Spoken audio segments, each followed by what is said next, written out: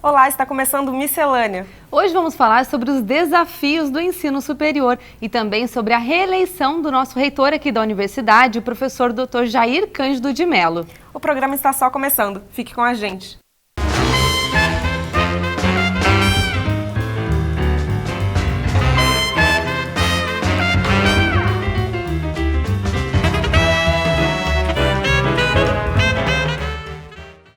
O rádio é um sistema de comunicação propagado por ondas eletromagnéticas pelo espaço. Mas você conhece o início da história desse veículo no Brasil?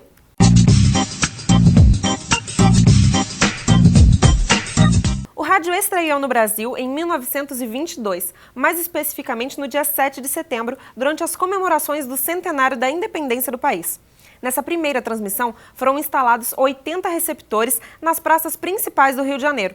E os ouvintes ficaram fascinados com a demonstração do novo meio que emitia notícias e músicas. Nesse dia foi transmitido o discurso do então presidente e o musical da ópera O Guarani. Mas somente no ano seguinte foi oficializada a primeira emissora de rádio, a Rádio Sociedade do Rio de Janeiro. História do rádio, simples assim. Rebeca, de lá para cá muita coisa mudou, né? Bom, nós vamos falar sobre o ensino superior. E ele pode ser oferecido por universidades, faculdades, centros de educação, né, Rebeca? E para falar sobre esses desafios, nós recebemos aqui no estúdio o reitor da Univap, o professor Dr. Jair Cândido de Mello. Seja bem-vindo, professor. Então, obrigado, né? Boa tarde àqueles que nos assistem, né? Estamos aqui à disposição. Professor, eu queria que o senhor explicasse a diferença, né? A gente mencionou que a faculdade pode ser oferecida em diversas instituições. Qual é o benefício para o aluno de estudar em uma universidade? Então, a diferença dos que você mencionou entre faculdade, centro e universidade é que a universidade, até pela legislação, ela é obrigada a praticar a tríplice função da universidade, que é ensino, pesquisa e extensão, né?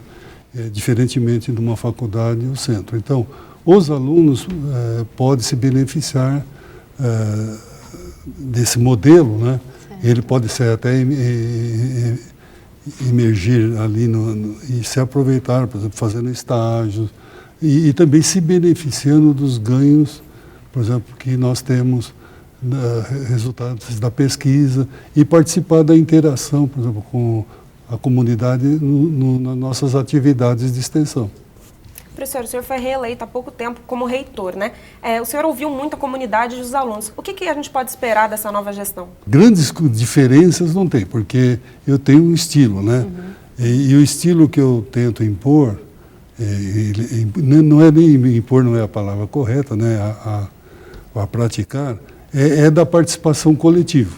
E isso eu me esmerei já na gestão anterior, né? De obedecer e construir uma vontade coletiva. Eu acho que uma instituição, ela não pode ser uma imposição de ideias, de caminhos, né? Nós, em conjunto, temos que descobrir os rumos, né? Então, o grande instrumento que a gente trabalha é chamado Plano de Desenvolvimento Institucional, que ele é plasmado, né, com a participação de todos. Uhum. E é uma obrigação do reitor fazer cumprir essa vontade, né? E, professor, de tudo que o senhor ouviu, o que o senhor pontuaria como os principais anseios da comunidade e dos universitários também? Então, nessa audição geral, né, que uma eleição propicia, a gente vê muitas coisas que os anseios até já estão respondidos, mas as pessoas não sabem que estão, né? Então, eles falam em democracia. No que eu entendo, né, nós vivenciamos aqui dentro a plena democracia, né? E isso cobram. Então, há até a respeito, né, a gente teve a oportunidade de escrever, né, o conceito de democracia, né? E aí todos nós precisamos entender que democracia, diferentemente que é construído no mundo aí popular, que é a participação de todos em tudo. Uhum. E não é bem verdade. A democracia, num sistema, né, inteligente, tem que ser ponderado pela competência. As decisões, né, as reflexões têm que partir daqueles que se prepararam, porque muita gente acha que educação é algo simples, que todo mundo pode palpitar. Eu até cito o exemplo, né? Nenhum de nós, né, faria isso, né? Iríamos para a porta do avião, viríamos lá, todos que estão lá e vão fazer a eleição quem vai ser o piloto, né? Então a gente desconhece, né, que pensa que educação é algo simples, é bastante complexo. Então, nós precisamos entender que a condução das atividades, né, tem que ser feito pelos que estão melhor preparados. Então, ao contrário até que o pessoal não entende, e às vezes usa o lado pejorativo, a universidade é um centro de elitismo. É de elite o seguinte, nós temos que propiciar e o aluno tem que desfrutar do melhor, né? Então, nós precisamos rever o que é democracia dentro da universidade, né? E nesse contexto, como então pode ser a contribuição do aluno e a participação do aluno? Então, o aluno é uma peça importante, né? A participação dele é ele se integrar nas atividades, né? Inclusive se esmerar, né? E se esforçar para ele se apropriar cada vez mais das coisas boas que nós temos, dos benefícios que nós podemos fornecer. Professor, quais são os princípios democráticos da Univap? Os princípios democráticos a gente pode responder, né? E a gente pode sintetizar, né? A primeira é o livre pensar, né? Nós precisamos ter liberdade, né? E é esse atrito das ideias e a gente ponderando que a gente encontra os melhores caminhos, né? O outro é o grau de liberdade, né? De ter iniciativas e uma liberdade responsável. Esses são os dois pilares que nós temos, né? A liberdade de se movimentar e de agir, mas com responsabilidade, e o pensamento crítico. O fato dos próprios alunos terem acesso aos diretores e até o próprio senhor como reitor já é uma democracia livre, né? Sim, então, todos nós temos que, cada um de nós conhecermos, sabermos o interior de cada um, o que vai se passando, né? E isso é importante, esses encontros, né?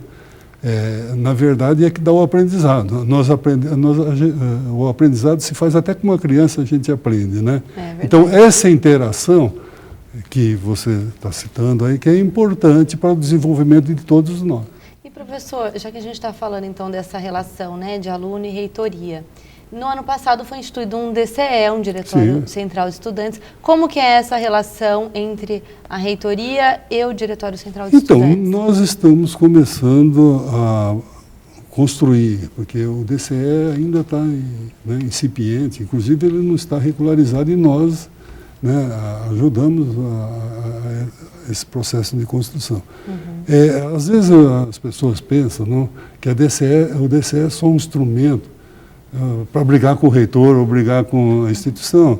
Não, o DCE deve ser uma organização que propicia o desenvolvimento dos alunos, né? E eu vejo essa fase que o aluno vivencia, onde ele pode até errar, né? E o erro é até algo que a gente às vezes condena de forma errada na educação. O erro é um instrumento pedagógico, né? Então, os alunos, por exemplo, poderiam ter múltiplas atividades em vários segmentos, né? Por exemplo, eles poderiam participar ou até conduzir o processo de artes e cultura dentro da universidade, ser um auxiliar, né? Da parte social, do lazer, dos esportes. E cada um que fosse militar num desses segmentos ganharia experiência. Porque vivenciar diretamente um empreendimento desse é que desenvolve a gente. Legal. Nossa, a gente ainda tem muito o que conversar, mas a gente vai parar só um pouquinho para o intervalo. Não saia daí, o Miscelânea volta já.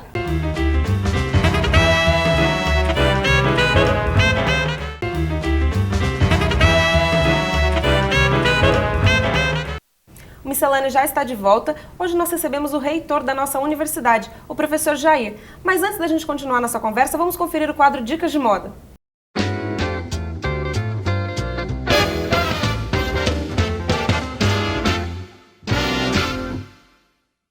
Olá, meu nome é Nicole Scarpel e eu sou estudante de Design de Moda da Univap. E o Dicas de Moda de hoje vai falar das famosas tranças sintéticas. As tranças sintéticas, ou box braids, são tranças feitas com materiais sintéticos como canecalon ou jumbo, que são trançadas juntamente com o cabelo natural da pessoa. Existem cores variadas para você brincar, fazer junções ou simplesmente usar a cor natural do seu cabelo. Uma forma bonita e despojada de alternativas para você explorar o cabelo afro. Essa tendência de tranças não é atual. Ela vem desde a época de grupos e cantoras que usavam na década de 90, que não perdeu sua essência até os dias atuais. Um fato interessante para você que tem interesse em colocar as tranças é que com apenas 5 centímetros de cabelo você já pode fazê-las. Engana-se você que acha que depois de trançar seu cabelo, deve sempre deixá-lo solto. Existem várias formas e penteados para serem explorados com o box braids. E essas foram as dicas de hoje. Espero que tenham gostado. Fiquem ligados na programação da TV Univap para mais informações. Até a próxima!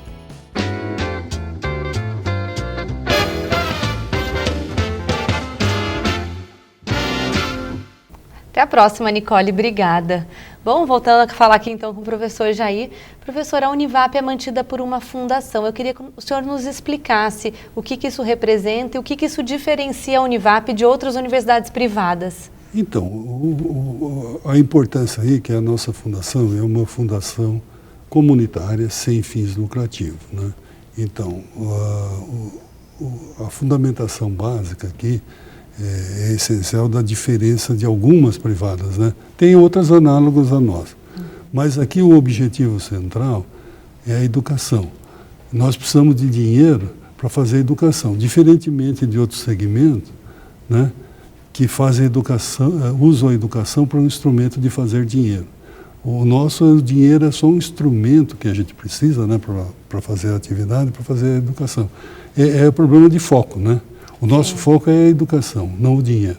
O dinheiro é o acessório necessário. Essa é a grande diferença da nossa fundação. Professor, o que a instituição faz para melhorar a nossa qualidade de ensino? Então, são melhorias, por exemplo, na evolução qualitativa do nosso corpo docente, no desenvolvimento das pesquisas, no financiamento, por exemplo, da educação, porque um dos grandes problemas que nós temos é a dificuldade da nossa sociedade ainda em ter poder aquisitivo, que nós lamentamos. Inclusive, nós não temos potencial para resolver tudo, né? Mas nós executamos um esforço no sentido de responder a essa demanda, né? O senhor falou da questão financeira, eu queria aproveitar então para a gente falar um pouco sobre os desafios do ensino superior. Os desafios para você chegar a uma graduação, quais são eles, professor? Então, depende dos desafios, né? O primeiro desafio da educação, eu não estou colocando do nosso lado, né, mas do lado de quem pratica a educação, é a intenção. Eu até como brasileiro às vezes lamento, né, que as pessoas não estão imbuídas e procuram uma universidade ou uma faculdade, mas procurando um papel, né, do que realmente o mais importante, que é o conhecimento, né, porque é o conhecimento que vai instrumentar o homem, o seu futuro, né? Então, o principal desafio é alertar a nossa comunidade, principalmente a juventude, que não auto se engane, né? Realmente busque a verdade. E a verdade, quando se trata da educação, né, é realmente a gente incorporar conhecimento. Professor, ninguém chega a um lugar sem conhecer esse lugar antes, né? Então a Univap no passado realizou o Open Campus, que foi um grande evento. Sim. Qual foi a importância dele para a comunidade e para a instituição? Então, e você alertou bem dentro da nossa percepção, não é fazendo propaganda, mas é uma constatação. Nós somos mais do que nos veem. A nossa realidade é melhor do que a nossa visibilidade. Então nós precisamos, coletivamente, inclusive alunos, professores, funcionários, se envolver nessa divulgação, né? Mostrar o que nós temos, o que nós somos, né, para conscientizar e a própria comunidade valorizar a organização que ela tem. Então, o Open Campus se insere nesse objetivo de melhorar o foco, né, entre a universidade e a sociedade. A sociedade não sabe tudo que ela dispõe e às vezes ela não usa. E foi uma oportunidade muito legal mesmo, né? É todo mundo ter orgulho realmente de estudar aqui, né? Isso. De trabalhar aqui. Isso. E já está prevista, então, a edição desse ano também? Isso, já está no prelo nosso lá para a próxima edição. Professor, a Univap mantém muitos convênios com universidades estrangeiras, Sim. né? Eu queria que o senhor falasse para a gente como que isso funciona. Os alunos, eles fazem parte da graduação no exterior, é isso? Então, nós temos várias formas nesse relacionamento. Nós já temos um relacionamento que é mais intenso entre pesquisadores. Normalmente nós temos pesquisadores indo e vindo dessas instituições e temos pesquisas em conjunto, né? Agora mesmo nós temos uma pesquisa de nível bastante de larga escala, que é o telescópio no Chile, né? Que nós estamos no processo, nós participamos. É um consórcio, né? Envolvendo várias universidades. Então, sob o aspecto do aluno, nos convênios que nós temos, ele tem a oportunidade de passar um tempo lá, né? E vivenciar outros povos, outras filosofias, que é importante para o amadurecimento, né? Ainda a grande dificuldade que nós temos, que isso tem um custo, né? E nós precisamos ver como incrementar mais, né? Dispor de recursos para investir mais nesse segmento. Tá certo. E, professor, de que maneira que a Univap incentiva a pesquisa nos cursos superiores? Se eu entendi a pergunta, você quer como é que se integra... Como que ela é... Então, primeiro que a pesquisa, você tendo um ganho de conhecimento, esse ganho pode ser transferido para a educação. A outra é o envolvimento dos alunos, né? Principalmente lá no nosso IPD, né? Instituto de Pesquisa, porque é algo que nós detectamos já. Os alunos que têm um envolvimento mais íntimo, tanto com o IPD quanto o nosso parque tecnológico, ele tem um êmulo em relação à busca de conhecimento maior. É interessante, é um aluno diferenciado, porque ele acaba se encantando, né, pelas pesquisas, né, porque tem por trás daquilo, e ele, né, ganha um grande estímulo. Então isso tem sido importante. Professor, nossa conversa está muito esclarecedora, mas nós vamos para um rápido intervalo, não saia daí.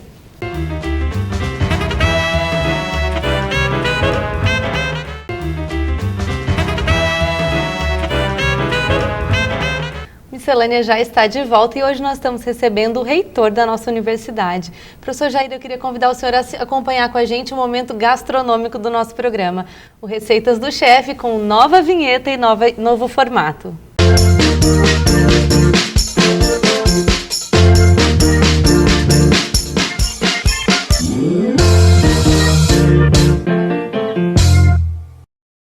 Oi gente, meu nome é Giovana Carneiro, eu sou aluna do 2º ano de gastronomia aqui da Univap e hoje eu vou fazer para vocês o cupcake de tiramisu.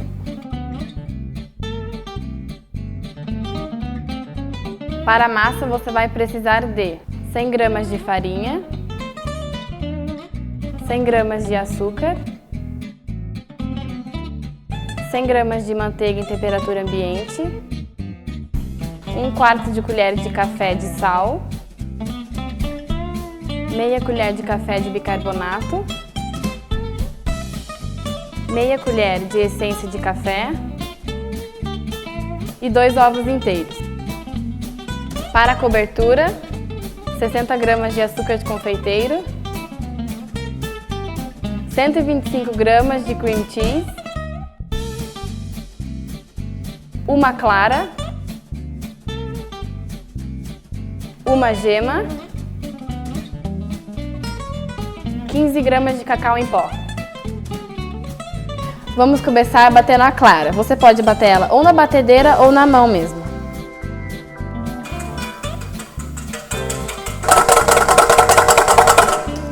Bata a clara até ela ficar em ponto de neve e reserve. Agora a gente vai misturar o açúcar de confeiteiro com a gema.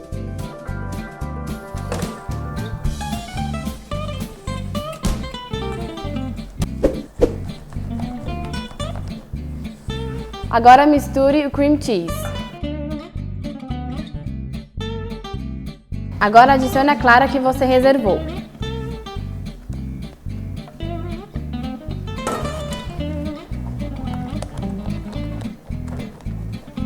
Assim finalizamos a cobertura e você pode reservar na geladeira até que os bolinhos fiquem prontos. Para começar a massa, a gente vai misturar a manteiga com o açúcar.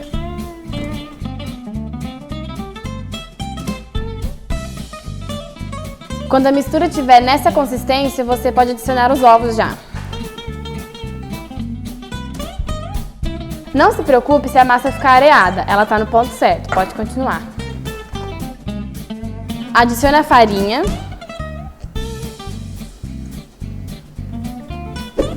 O sal, o bicarbonato e a essência de café.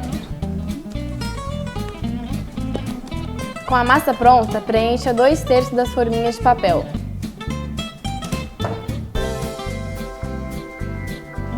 Asse os bolinhos a 180 graus de 15 a 20 minutos.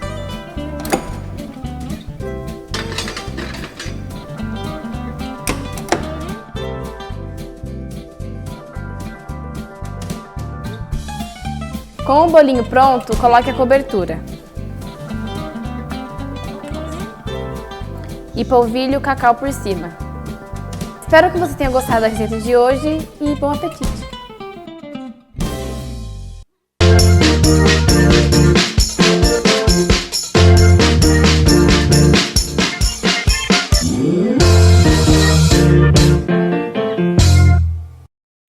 Obrigada, Giovana. Bom, professor, esse quadro de receitas, as dicas de moda que nós vimos no bloco anterior, toda a parte técnica desse programa, até a nossa apresentadora Rebeca, são alunos, né? Tudo isso feito por alunos. Esse é um dos pilares da instituição, incentivar a prática? Sim, porque uma das grandes metodologias que a gente sabe é o aprender fazendo, né? E isso está relacionado depois com a vivência, né, profissional que nós vamos ter. Então, é uma antecipação do mundo lá fora, né, daquela realidade. E nós não podemos só trabalhar no imaginário e no virtual, né, no concreto. Então, a universidade, quando possível, tem que já antecipar essas experiências para que o aluno, né, vivencie, né, e possa sentir a profundidade disso aí, né? Nos cursos da saúde também, né? Sim, são realizados atendimento à comunidade, odontologia, né, professor? Como é o nosso caso aqui também na área da educação física, né? Nós estamos aí com a escolinha, com a academia, né? E que os alunos tenham a oportunidade de fazer o exercício, né? Sem dúvida, isso é muito enriquecedor mesmo, realmente, né? essa parte prática muda totalmente para nós, alunos, né? Professor, nós temos algumas perguntas em vídeo de outros alunos. Vamos ver a primeira. Quais são as principais funções de um reitor? Principais funções do reitor? São inúmeras, né, as funções do reitor. Ela tem funções externas, né, de se relacionar com a comunidade, né? E também fazer prospecção das tendências, né, o que está acontecendo lá fora, porque a educação, ela não é feita para um instante, é feita para uma vida. E a gente, né, desenhar o que é necessário para o futuro, inclusive no mundo que nós estamos vivendo hoje, está cada vez mais difícil, porque a avalanche de conhecimento e de tecnologias está deixando indefinido como vai ser o futuro, né? E educar é preparar para o futuro. Então nós precisamos ter um pouco, né, de conhecimento, de prospecção desse conhecimento. Então a gente precisa conhecer a realidade externa. E a outra parte é uma parte de responder, né? Todo mundo que está em exercício dentro aqui da universidade, os alunos, funcionários, professor, tem os anseios. E o grande papel também do reitor é fazer a coleta desses anseios e tentar respondê-lo. Nós temos mais uma pergunta por WhatsApp. Oi, eu queria saber qual é o apoio da Univap no mercado de trabalho. Olha, eu ponho um pouco de reticência do mercado de trabalho, porque que o aluno se preocupa muito com o mercado. Eu acho que o preparo do homem é também para ele ser produtivo para a riqueza, né? Mas eu, como educador, estou fugindo um pouquinho disso. Eu dou uma ênfase mais à coisa que eu acho mais importante, é o preparo para a vida. Ela é mais sublime do que formar alguém só endereçado ao mercado. O mercado varia. Então, hoje, com essas incertezas que eu disse, mais do que o conteúdo, nós temos que habilitar a mente humana. Então, nós estamos preocupados hoje com a mente do homem, né? E quais são as habilidades, o desenvolvimento das suas habilidades, né? Da mente, que é análise, síntese, comunicação, transposição.